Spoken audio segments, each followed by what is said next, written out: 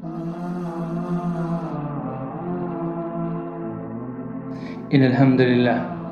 الحمد لله نحمده ونستعينه ونستغفره ونعوذ بالله من شرور أنفسنا وسيئات أعمالنا من يهده الله فلا مضل له ومن يضلل فلا هادي له وأشهد أن لا إله إلا الله وحده لا شريك له وأشهد أن نبينا محمد عبده ورسوله أدى الأمانة ونصح الأمة وجاهد في الله حق جهاده عليه الصلاة والسلام.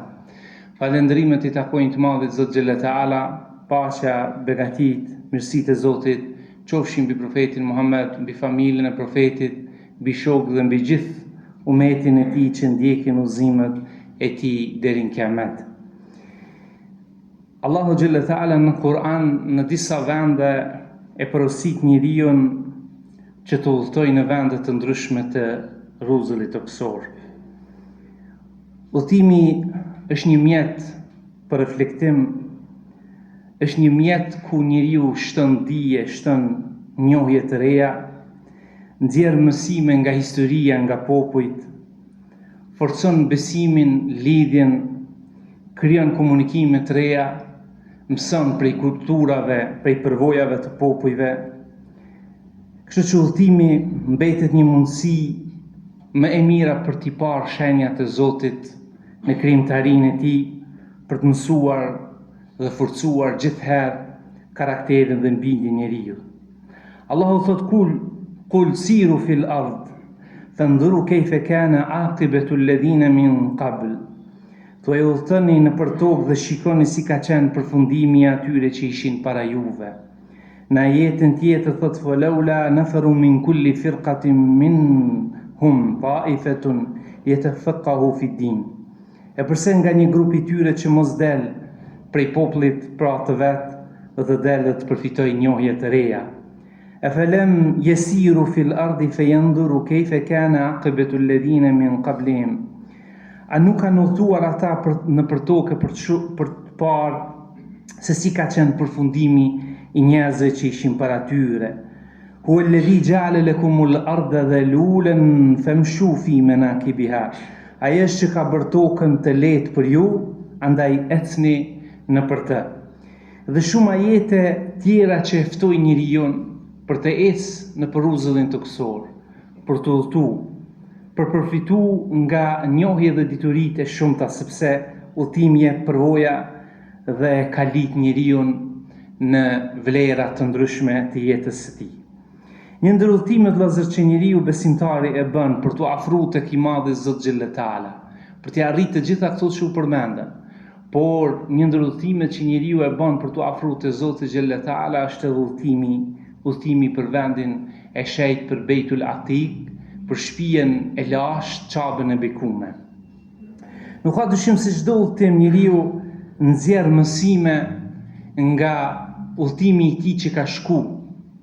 Dhe disa prej këtyre udhëtimeve për cilat do t'i ndaj me juve që ishim dhe Allahu na ka begatu që ishim në këtë udhëtim të shenjtë, udhëtim jete, e para ishte ligji dhe rregulli.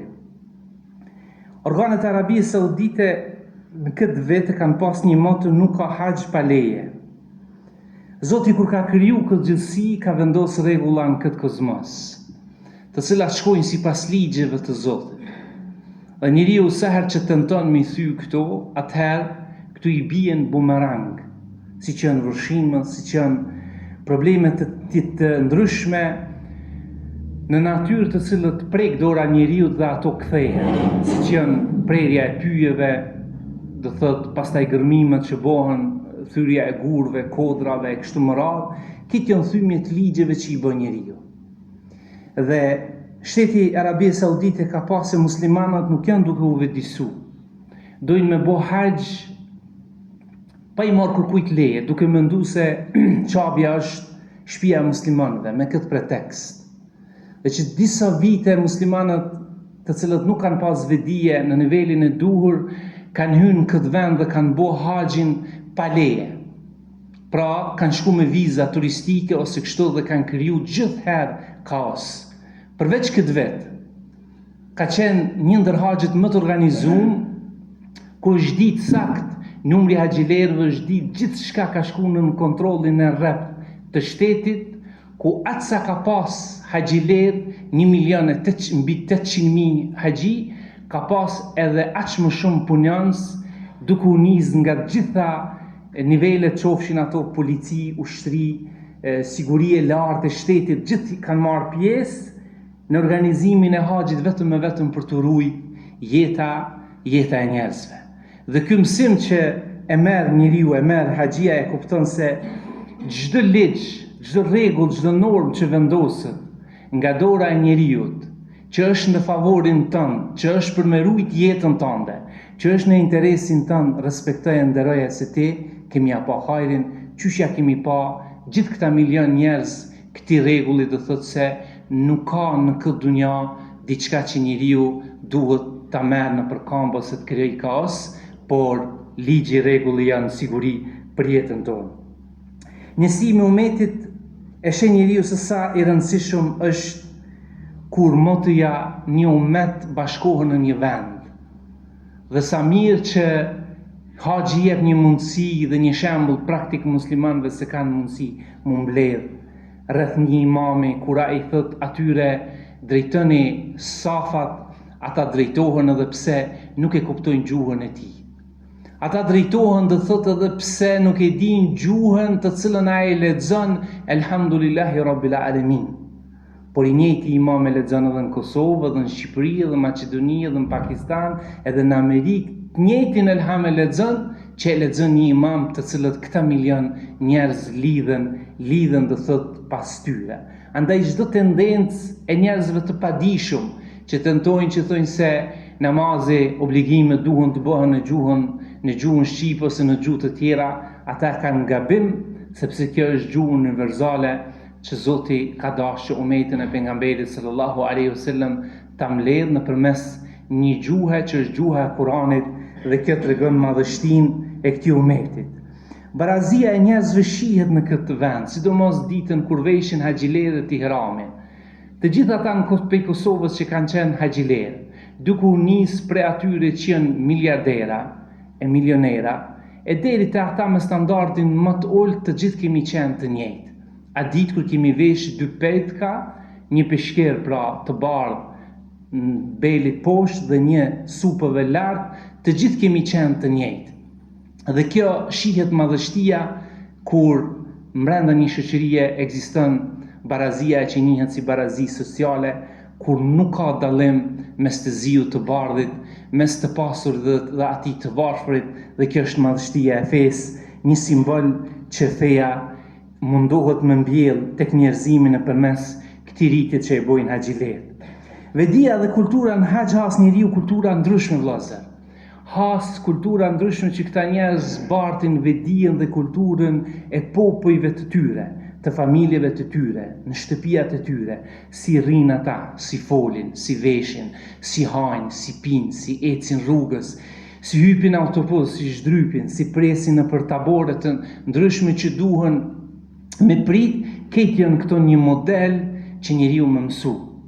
Me mësu do thot sepse ti je ambasador i vendit tënd. Dhe kulturën tënde që e bart në atë vend ajo reflekton për të njohur të tjerët se kush je ti. Andaj këtë këto kultura të cilët vijnë këta popull të ndryshëm prej vendeve të ndryshme të botës reflektojnë në këtë vend.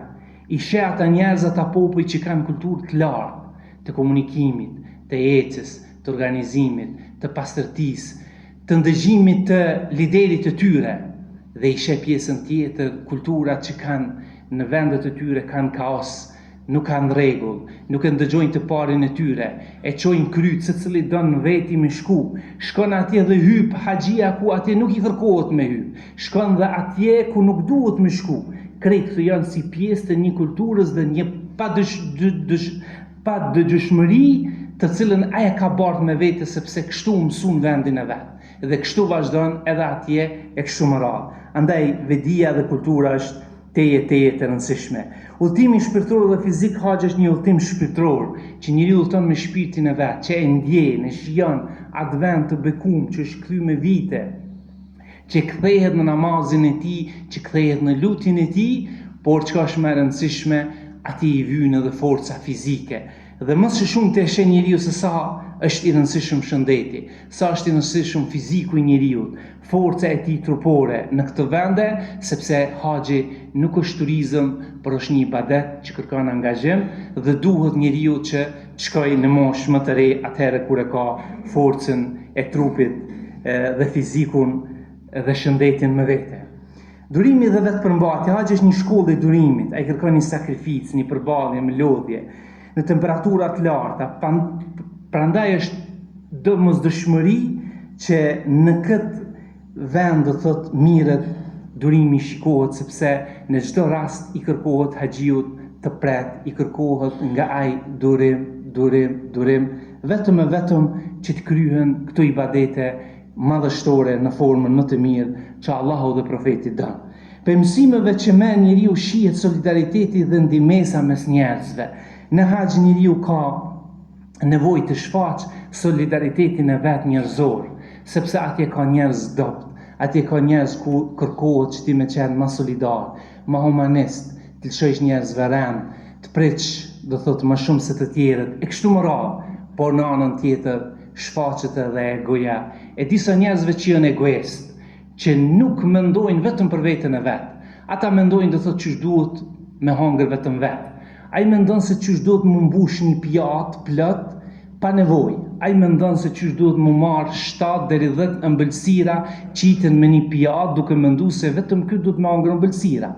Ky duhet mendon se duhet më shku me botavafin ose sajin ose më shku në Arafat ose me zon vendin e parë, vetëm ky. Pse? Sepse mentaliteti i tij është aq i ult, është mentalitet egoist që e shikon vetëm veten e vet.